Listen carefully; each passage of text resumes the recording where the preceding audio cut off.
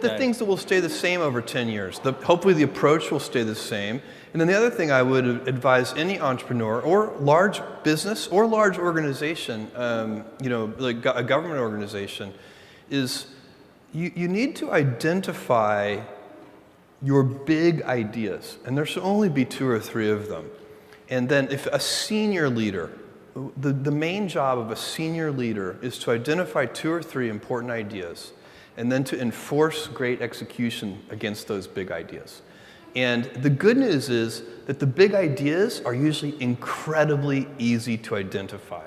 You shouldn't need to think about them very much. You already know what they are. Let me give you an example. For Amazon, the consumer business, the 3 big ideas are low prices, fast delivery, and vast selection.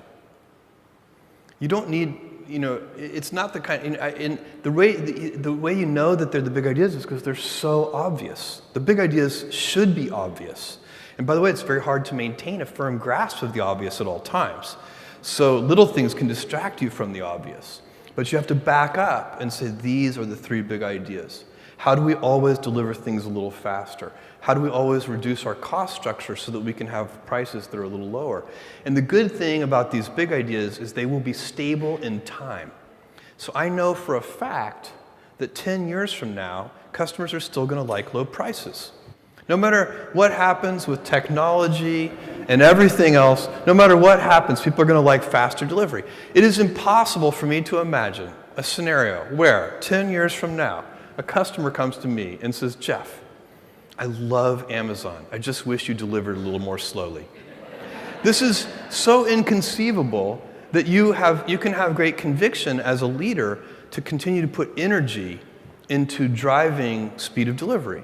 And whatever you're, in AWS, I know that customers, they like low prices, they like availability, they don't want the services to be down, they like data security. It's not very hard to figure out what the big ideas are, and then you can keep putting energy into those things, and you spin up those flywheels, and they'll still be paying you dividends 10 years from now. And what I'm saying, I'm putting it in kind of a business context, but for those of you who are in government, these principles would apply identically to a government organization. You should figure out what the big ideas are and just spin up flywheels. Get those things rolling.